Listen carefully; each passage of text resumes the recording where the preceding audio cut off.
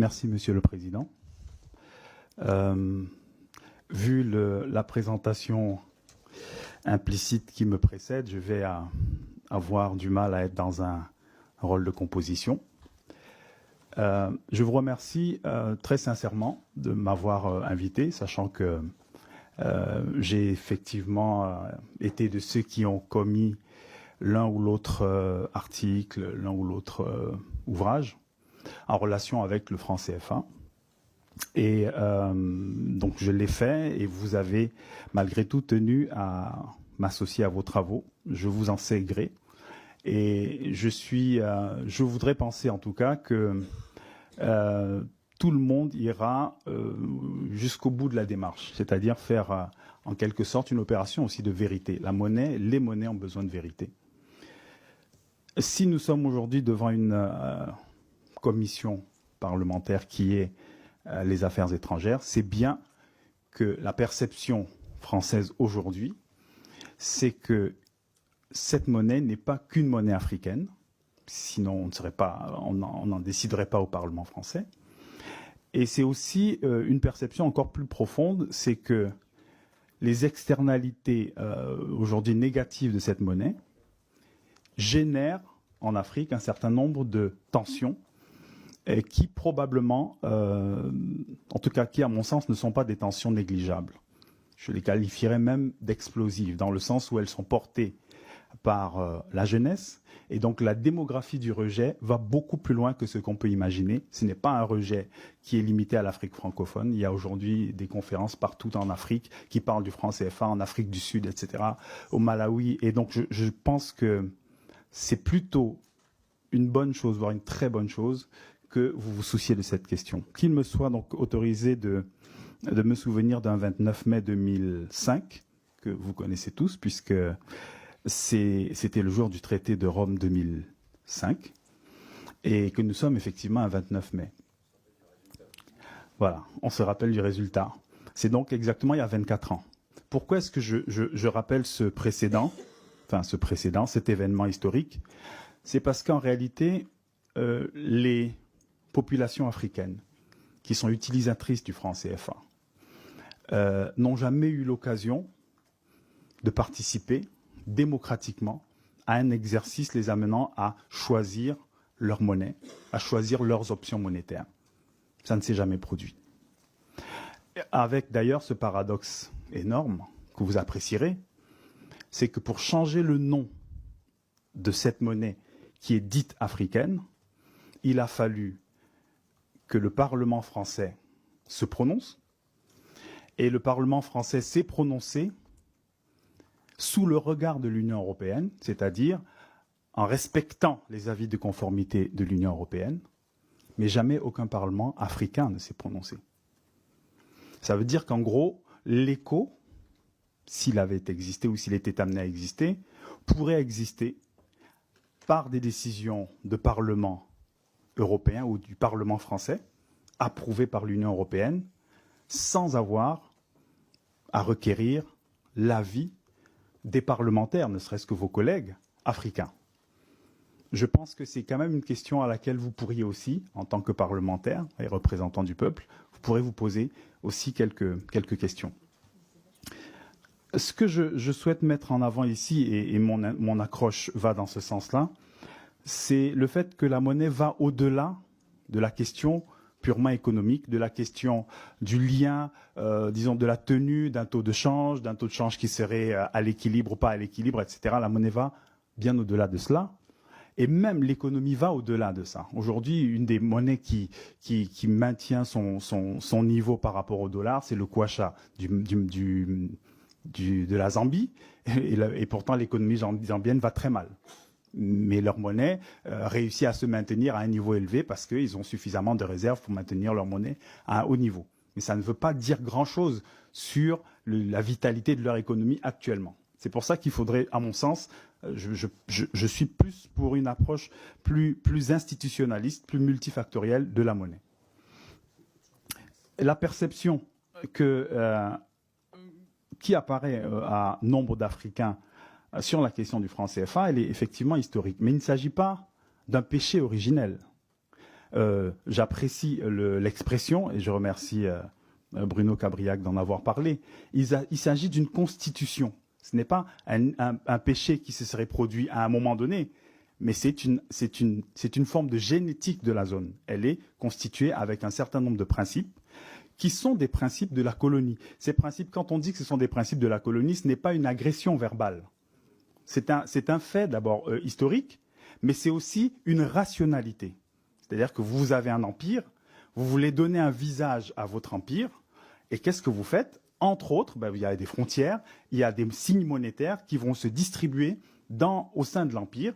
Il y a une banque qui va réguler la circulation monétaire, aussi bien en métropole que dans les colonies. Donc en réalité, les 4 principes cardinaux, à savoir la centralisation des réserves, l'arrimage fixe à un taux de change, etc., la libre transférabilité des fonds, des capitaux, ce sont des principes qui sont des principes naturels à un empire et qui sont naturels à une colonie.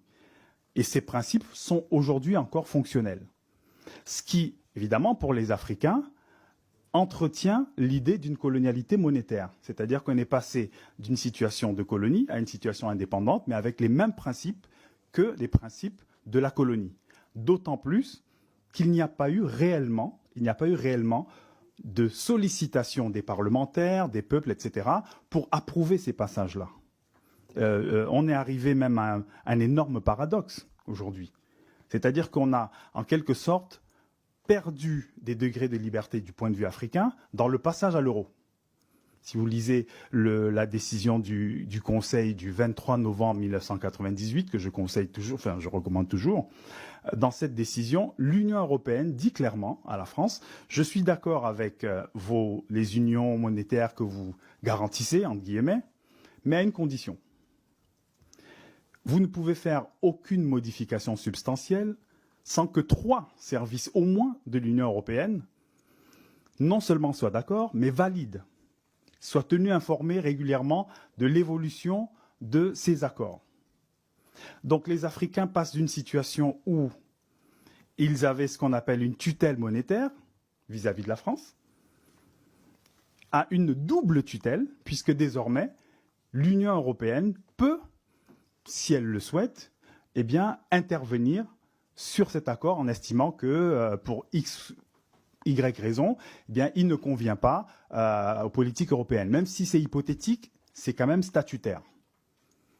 Donc on passe, avec le temps, plutôt que de gagner en liberté, en indépendance, entre guillemets, eh bien, on se retrouve avec un système qui n'est plus vraiment colonial, mais qui est quelque part hyper colonial. C'est-à-dire que la colonialité, c'est redistribuer sur l'ensemble des pays européens, puisqu'ils ont droit, chaque pays a droit de décider ou de s'opposer éventuellement à n'importe quelle décision qui pourrait être prise par les Africains ou même par la France. Et il faut préciser que cette décision du Conseil européen s'adresse à la France. C'est d'ailleurs, je crois, c'est le dernier article, il y a 7 articles. Ce qui voudrait bien dire que cette décision de l'Union européenne fait des pays africains une forme de colonie monétaire.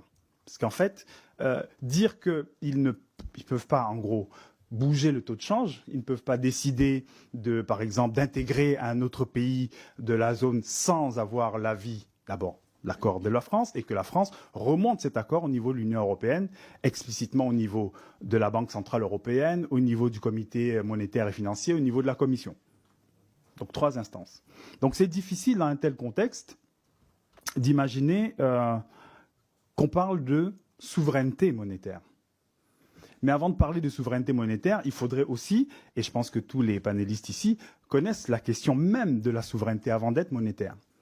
Et c'est pour ça que je suis obligé un peu de dévier du schéma que j'avais prévu pour préciser, là encore une fois, dans cet échange qu'on nous a demandé sincère, la notion de choix me paraît difficile à argumenter. Les pays africains en 1945 sont des colonies. C'est en 1945 que le franc CFA est créé. C'est en 1945 que la France fixe le premier taux de change. Elle fixe un autre en 1948, ensuite en 1958. Entre 1958 et 1994, il n'y a pas eu d'autres taux de change. C'est le même. Ce qui veut dire que ces pays-là ont fonctionné avec les décisions qui ont été prises tout à fait normalement par la France à son époque dans son empire africain. Donc on ne peut pas dire qu'ils aient choisi les taux de change, on ne peut pas dire qu'ils aient choisi les règles qui régissent en tout cas les règles, je dirais, cardinales, qui régissent ces unions, même s'il y a eu plusieurs innovations et plusieurs ajustements à travers le temps. Mais les principales règles sont issues de cette époque-là.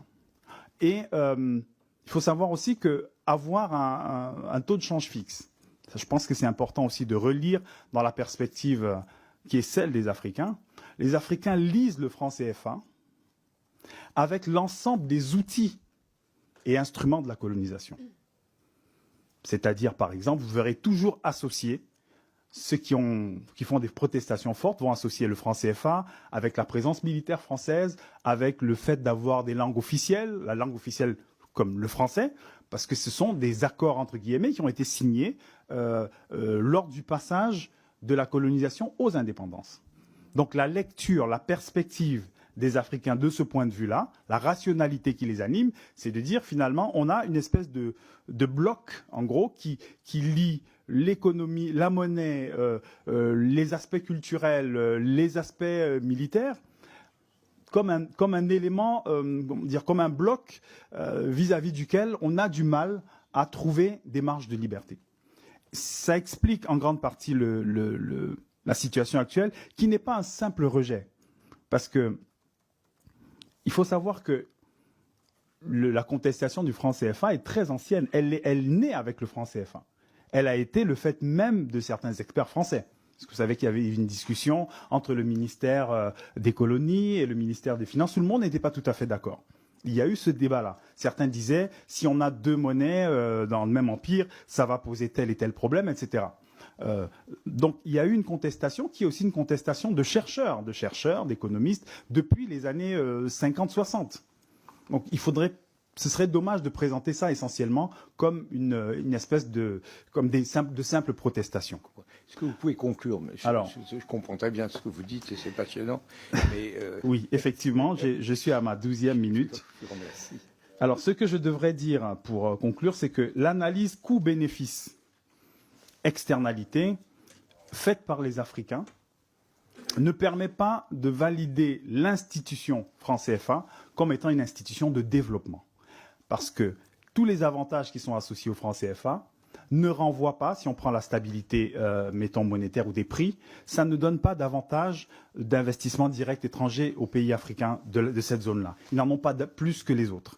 La stabilité monétaire ne fait pas en sorte qu'il y ait moins de pauvreté. Et les travaux, y compris de M. Cabriac ou du Ferdi, reconnaissent qu'on ne peut pas associer le franc CFA à quelque chose qui aille dans le sens de plus de croissance ou plus de développement économique. Donc il me semble qu'il faudrait plutôt penser et admettre que les Africains aujourd'hui sont engagés vers d'autres schémas. Leur schéma, c'est d'abord l'intégration africaine comme paradigme, avec des outils comme la zone de libre-échange, l'intégration régionale, etc., etc. La multilatéralisation et la bipolarisation du monde. Aujourd'hui, il y a plusieurs pays qui souhaitent adhérer au BRICS+, par exemple, et que ces nouveaux chemins ne sont pas nécessairement congruents avec le franc CFA. Par contre, et je termine là, Monsieur le Président, si vous permettez, il faudrait également, à mon sens, dire que les 3 pays du Maghreb ont quitté le franc CFA à l'indépendance. À leur indépendance, l'Algérie, la Tunisie, le Maroc.